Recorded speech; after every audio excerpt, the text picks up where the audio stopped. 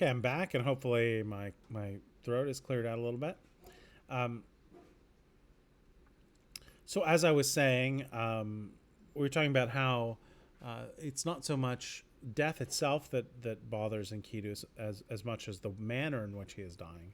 And I was saying that this is a very we're going to see this in a lot of ancient stories, and there are various reasons for this. And I had explained that one one of the reasons has to do with their views of old age, but also there's just simply this notion of glory through and immortality through glory or through memory of it. So there's not only is this a feature of ancient Mesopotamian and Greek culture and the way they think about things, but it's also kind of something that they were aware that they thought, right? It wasn't just that they thought this, but they kind of realized that this was a kind of theme in their own culture. And so it's built into a lot of Greek stories. For instance, the stories of Achilles, right? Achilles, a mother was given the choice before he was born of whether he would live a long, boring life or a short, glorious life. And she chose that he would live a short, glorious life. There's a story in Herodotus, another Greek writer, about two brothers who were heroes in battle, and their mother is telling the story, and that their great reward was that they were both struck dead as soon as they returned from the war, right? And this was a great thing, so that they presumably they could die at the height of their own glory. And this is what Enkidu fears. He fears that he will die shamefully. There's a long little poem here from Gilgamesh, right? Weeping over Enkidu. We don't need to go over that. He, of course, Enkidu dies. 7 days and 7 nights he wept for Enkidu. Why 7 days and 7 nights? Because why not? Until the worm fasted on him. So he waits until Enkidu's body is actually deteriorating before he does something with it. And then he has a burial. He tells the people to make a great statue of his friend, right? Of course, it's made of all the finest materials, which we've heard again and again. Carnelian, which is a special stone, lapis lazuli, and so on, right? Let's see here.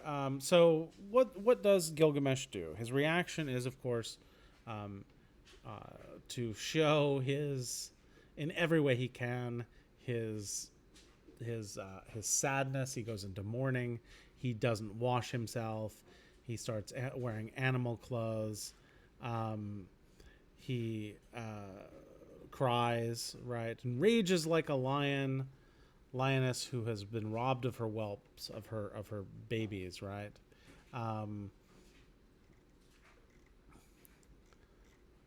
Okay, so that's the end. That's essentially the death of Enkidu. The next section, which we'll cover in this video, and then we'll end, is this rather. It's the first part of the story of Gilgamesh going to meet a man named Utnapishtim, who has survived the flood.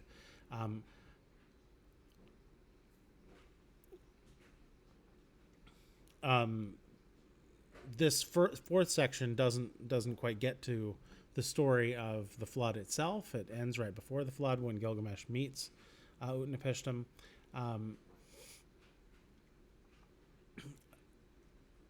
What I want to look at here, this first passage, several times, this is very repetitive, this entire fourth section. There are many kind of stock pieces of text that get repeated over and over again. And this is one of them. And it's slightly different in each place, but it's more or less consistently the same. It's where he explains his motivation for going on this trip, right? This search for everlasting life. Why is that what he would do after Enkidu dies? Here he says, how can I rest? How can I be at peace? Despair is in my heart. So he's He's upset. What my brother is now, that shall I be when I am dead. Because I am afraid of death, I will go as best as I can to find Utnapishtim, who they call the Faraway. For he has entered the assembly of the gods. Utnapishtim is the one who is the only human being, well, we'll talk about that, but is, for now, the only human being who has achieved immortality. Right? Why search for immortality? What is it?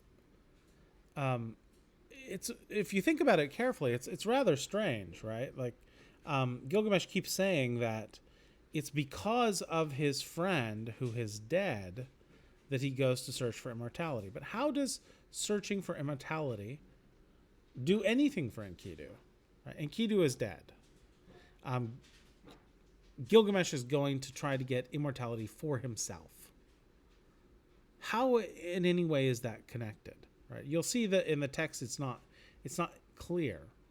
The closest we get, and this would probably be the only good interpretation here, is that by seeing Enkidu die in the way that Gilgamesh sees him die, namely in this sad way, in this shameful way, and then hearing that death itself is perhaps a shameful condition, Gilgamesh, simply as the hero, right, is going to try to fight that all he can. He would have been fine, right? It wasn't so much that he's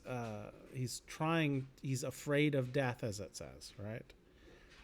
Rather, he would, as Gilgamesh, he simply has to try to meet every challenge, right, and to do the things that other human beings haven't done, and so he sees now avoiding death as a kind of challenge, right? That Gilgamesh, who has never failed to do anything before, will not fail at this. But what is that challenge? It is the challenge of avoiding a state that is not glorious, that is shameful. So what my brother is now, that shall I be when I am dead, and I don't want that, right?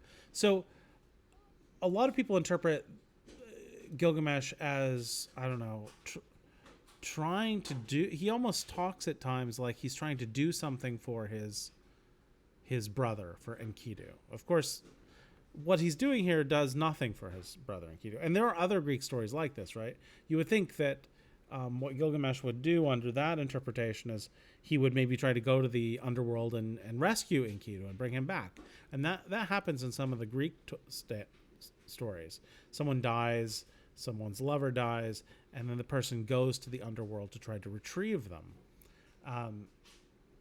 That's not what Gilgamesh does, right? He doesn't try to do anything that is really would be helpful to Enkidu. He goes to search for his own immortality, right? But we'll see in the text, sometimes it sounds as if he wants to do something for Enkidu, but it's not clear what that would be. So he travels all over.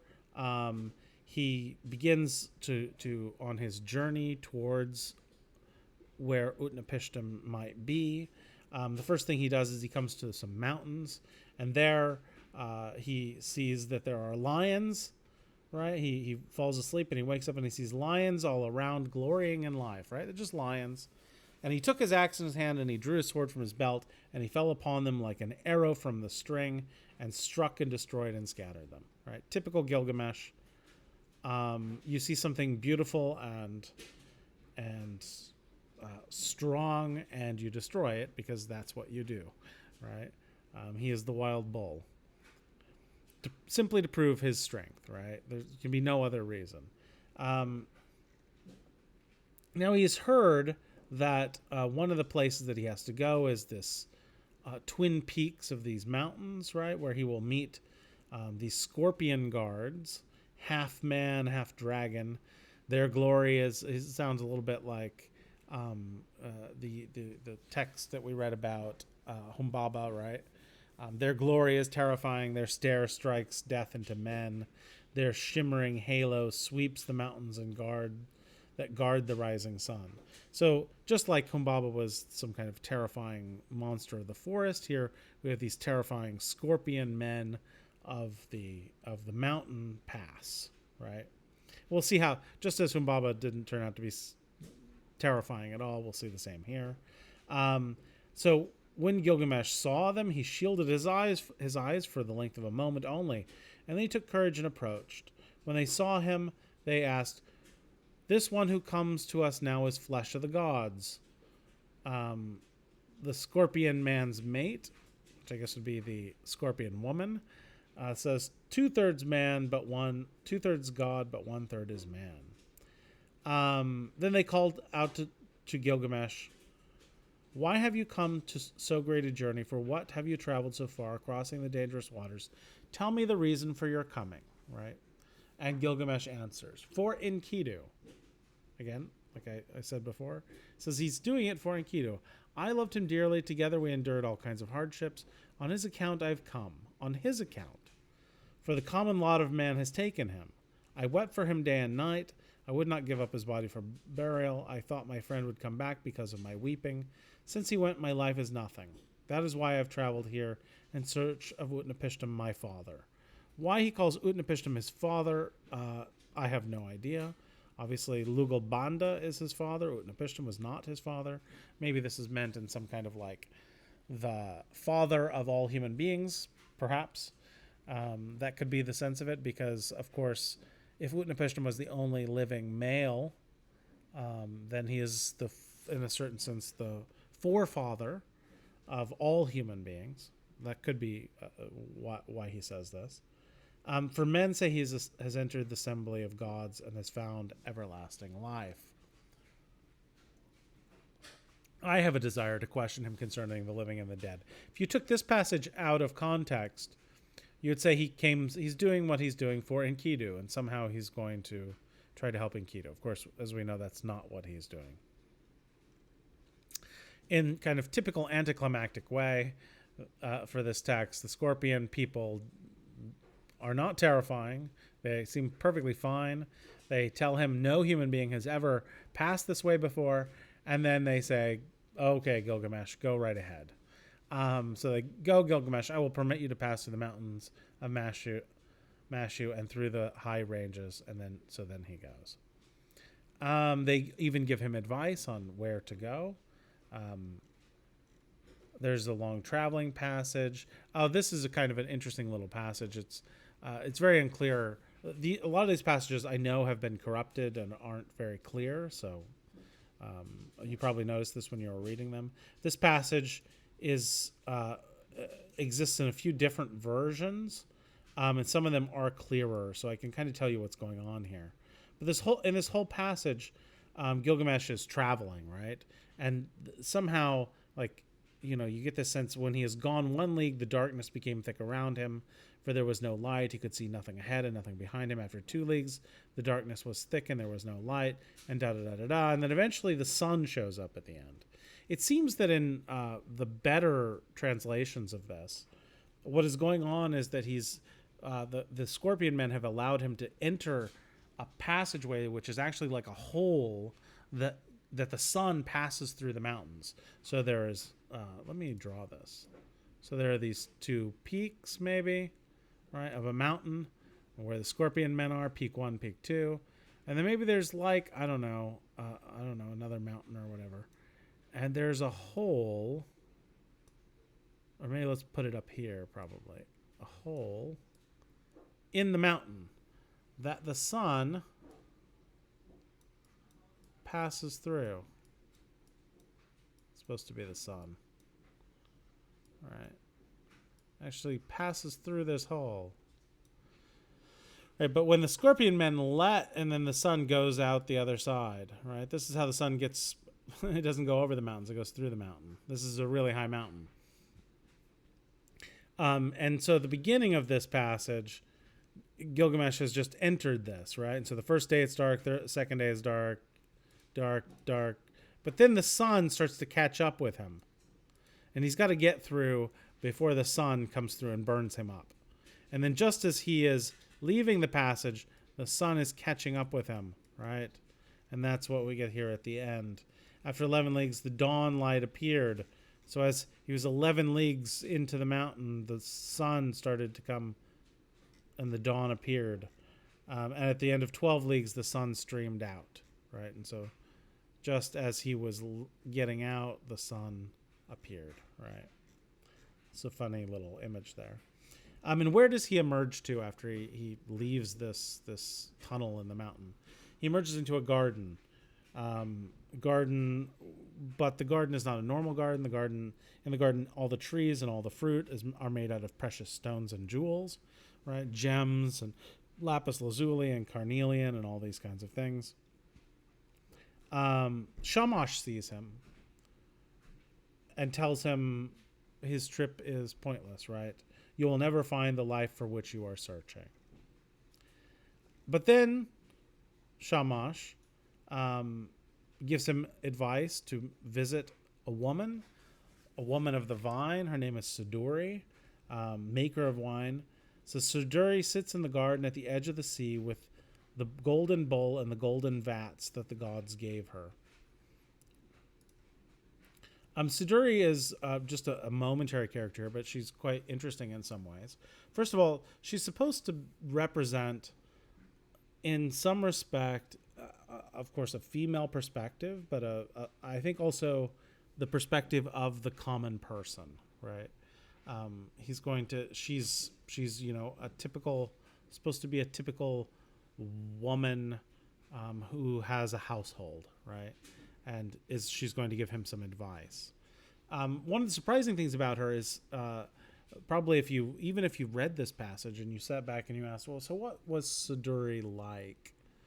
Who is she? What kind of woman would have good advice and be very experienced? And you might think for that reason that maybe she's an older woman, but it's kind of surprising in the text. She's not, right? She's not at all. As we'll see in a minute, she's quite a young woman, right? She's covered with a veil. Where she sits, she sees Gilgamesh coming toward her, wearing skins. She sees him, and not surprisingly, this is the ancient world. She is scared of him, right? Surely this is some felon. Where is he going now? She bars her door against him, right? And he puts his foot in the door and stops it from closing. And he threatens her. Young woman, maker of wine, why do you bolt your door? What did you see that made you bar your gate? I will break in your door and burst your gate, for I am Gilgamesh, who seized and killed the bull of heaven. I killed the watchman of the cedar forest. I overthrew Humbaba, who lived in the forest, and I killed the lions in the passes of the mountain. Notice among the glorious things he lists is killing the lions in the passes of the mountain, which we saw earlier.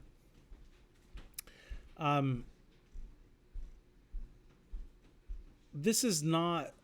This might seem like a bit of a strange passage, right?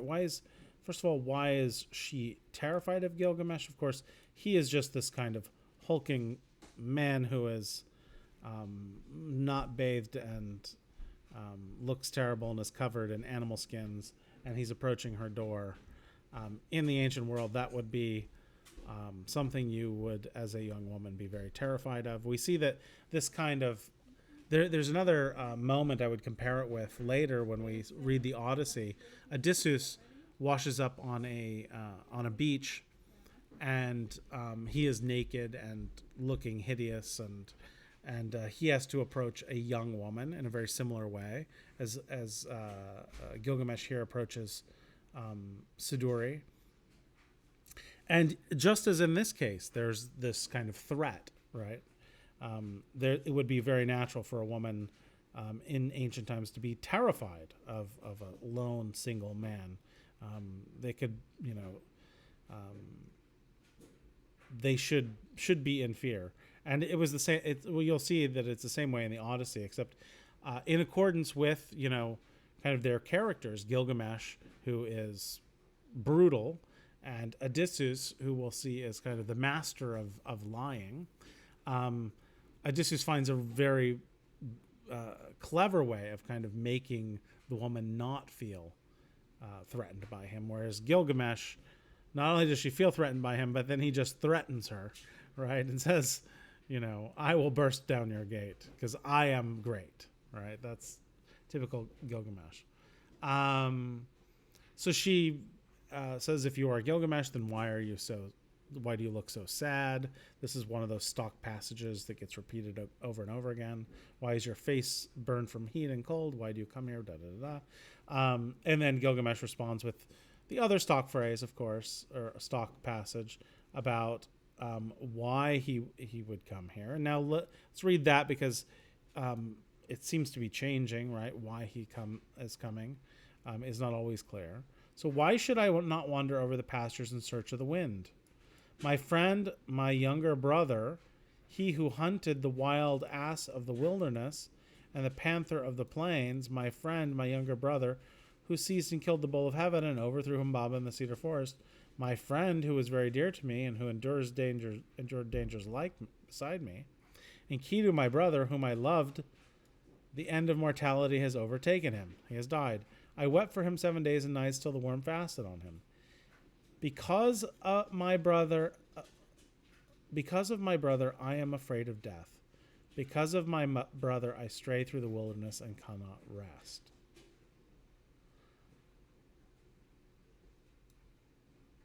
Because of his brother, he doesn't say why exactly that would be motivated. So here is what Siduri says to Gilgamesh. Here's the advice. She says, Gilgamesh, where are you hurrying to? You will never find that life for which you are looking. That is what Shamash said, right? It's exactly the same line that came out of Shamash's mouth. You will never find the life for which you are looking. When the gods created man, they allotted to him death, but life they retained in their own keeping. As for you, Gilgamesh, fill your belly with good things. Day and night, night and day, dance and be merry, feast and rejoice. Let your clothes be fresh, bathe yourself in water, cherish the little child that holds your hand, and make your wife happy in your embrace. For this too is the lot of man. So what should we say about this passage? Is this, as I've sometimes heard it said, that this is the ancient Sumerian view of life? Under that interpretation, Siduri is supposed to be someone who expresses kind of the life wisdom of the ancient Sumerians. And that life wisdom would be, don't try to gain glory. Don't risk yourself. Don't try to gain immortality. Rather, enjoy the physical things that make everyday life pleasurable. Eat, drink, party, enjoy your family, and enjoy your wife, right? Is that what this passage really is, though? I am quite doubtful, and here are my reasons for being doubtful. One is that Gilgamesh is the hero, right? There's never... I'm sure that when you were reading this for the first time, you were not expecting Gilgamesh to say, oh yeah, you're right, and go home, right? He's not going to say, Siduri, oh, you're right, I should, enjoy my final days and just go back. That wouldn't be Gilgamesh. That wouldn't be the hero. The hero, as we'll see, has no time for such a thing, right? His only desire is glory no matter what it costs. That's what makes him the great hero. So he wouldn't be a hero. He wouldn't be Gilgamesh if he agreed with Siduri. If this were simply the life view of all Sumerians, no, then he should agree to it and go home. But this is most likely the view of life for other human beings, right? For the common person in ancient Mesopotamia or in Sumeria or Babylonia or the various places where this was composed. This could be the view of life of the person who is not a hero, right? because this is the best you can do. If you're not a hero, if you're a servant, a slave, an everyday peasant worker, then this is probably, the best you can do. Enjoy the things that you have and enjoy your family and so on. But to settle for that, for Gilgamesh to settle for that, would make him not a hero, right?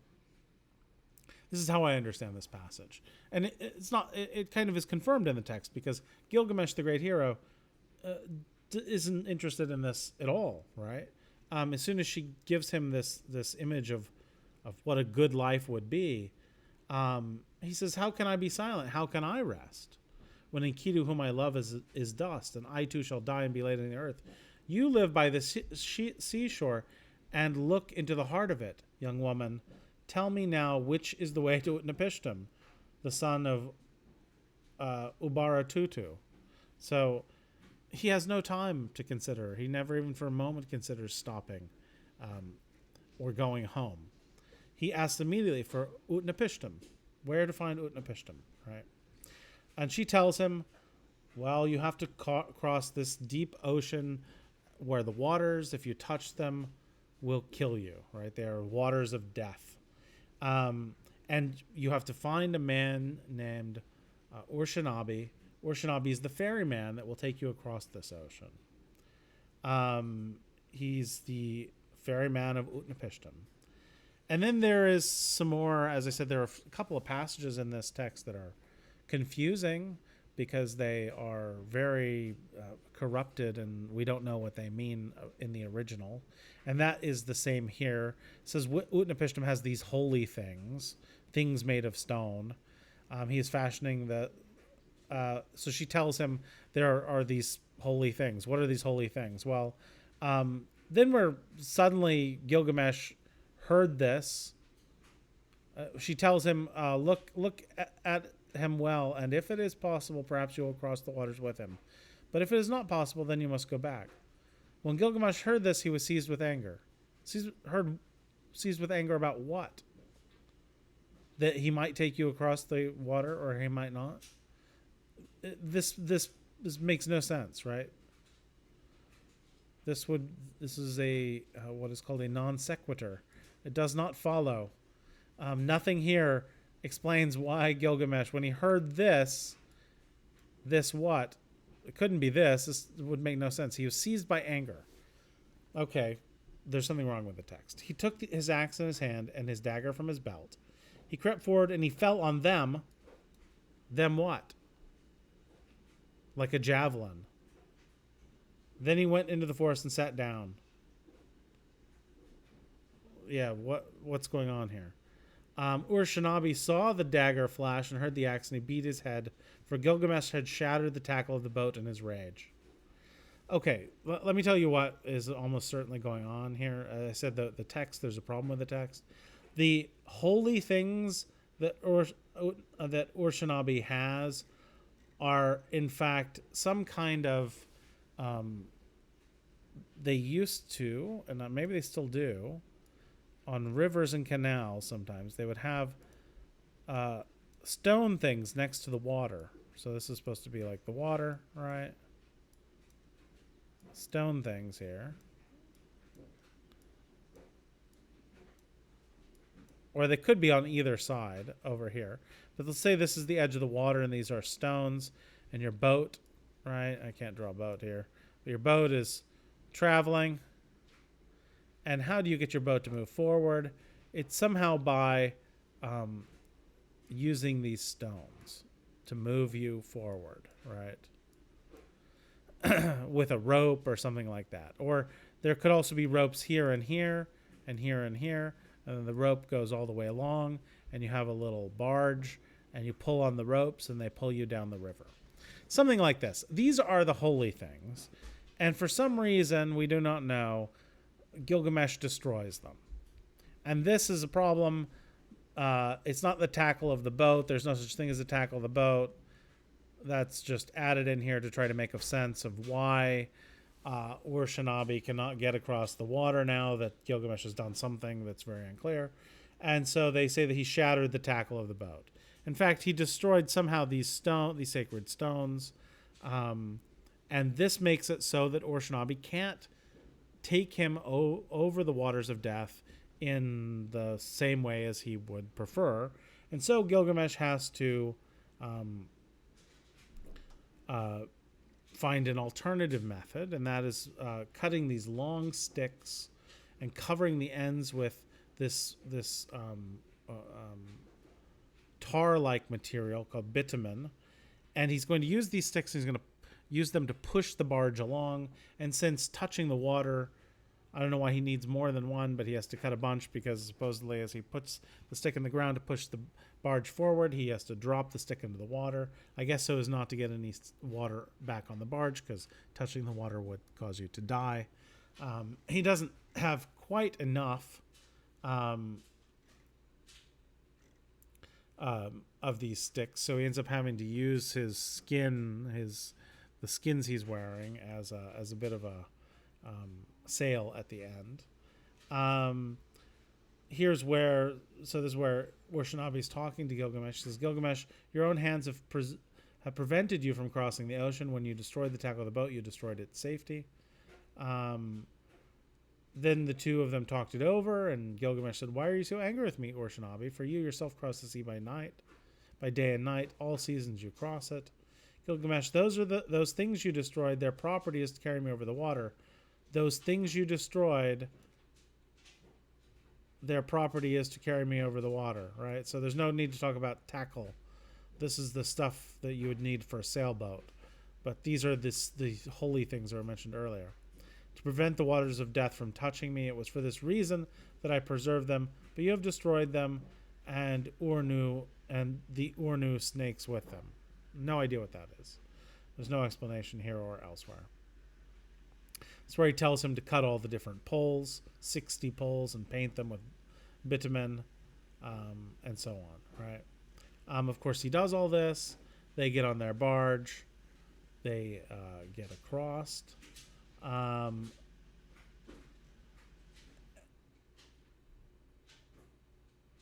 So he arrives to meet Utnapishtim, who is also called the Faraway. Now Utnapishtim, where he lay at ease, looked into the distance, and he said into his heart, musing to himself, why does the boat sail here without tackle and mast? Why are the sacred stones destroyed? And why does the master not sail the boat? That man who comes is none of mine. Where I look, I see a man whose body is covered with skins of beasts. Who is this who walks up the shore behind Urshanabi? For he surely is no man of mine. Right? He asks Utnapishtim, asks Gilgamesh who he is, in the same typical way we've seen multiple times in this section. Let's see. Is there anything different in Gilgamesh's response? Why should I not wander over the pastures? My friend, my younger brother, who sees and killed the bull of heaven, all of the glorious things. My brother whom I love, the end of mortality has overtaken him. So this is exactly like the previous one we read. I wept for him 7 days and 7 nights till the worm fastened on him. Because of my brother, I am afraid of death. Because of my brother, I stray through the wilderness. His fate lies heavily on me. He does that a little bit more here. He is dust, and I shall die also and be laid in the earth forever. All right.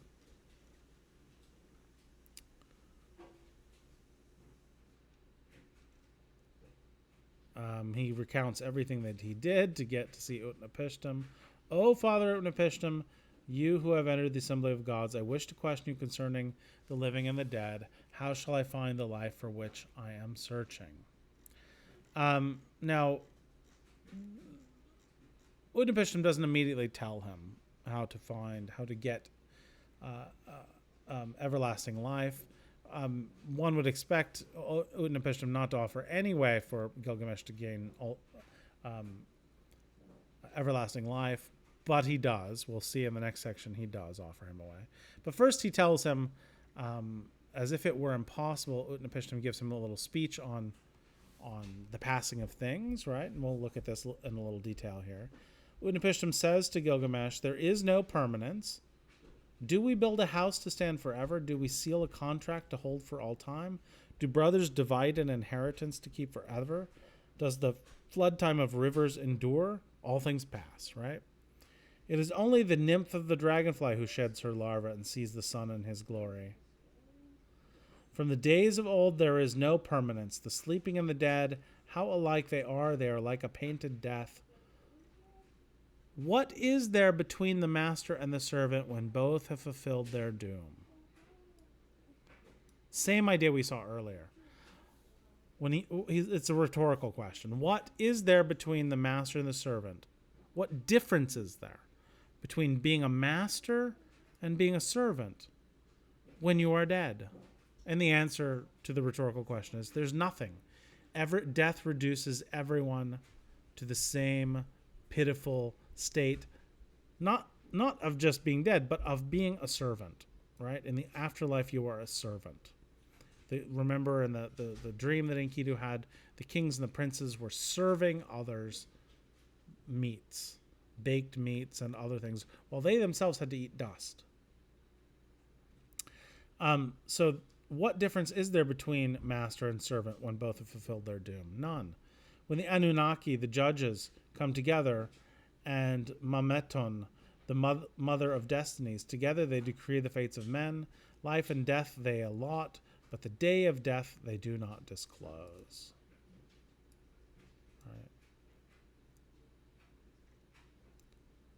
Right. So Gilgamesh is somewhat surprised that he thought that Utnapishtim, being someone so glorious, would also be a great warrior, but he finds that he's just living there at in where he is with his wife and reclining and having a good time, right, enjoying himself. And then he asks him to hear about how it is that he came to possess everlasting life. And then Utnapishtim said to Gilgamesh, I will reveal to you a mystery. I will tell you a secret of the gods, right? And remember that of all the things that we saw at the beginning of this text that supported the claim that Gilgamesh was wise, it seemed to have a lot to do with the fact that he had this secret, right? He knew secret things. Here we get a secret again, right? The secret of the gods. He is wise because he knows secret things, and of the most important of all those secret things is the one that he revealed to mankind, namely the story of the flood. And that is the next section, the story of the flood. And we will cover that, begin talking about the story of the flood in class on Tuesday. So I hope you all have a very good weekend.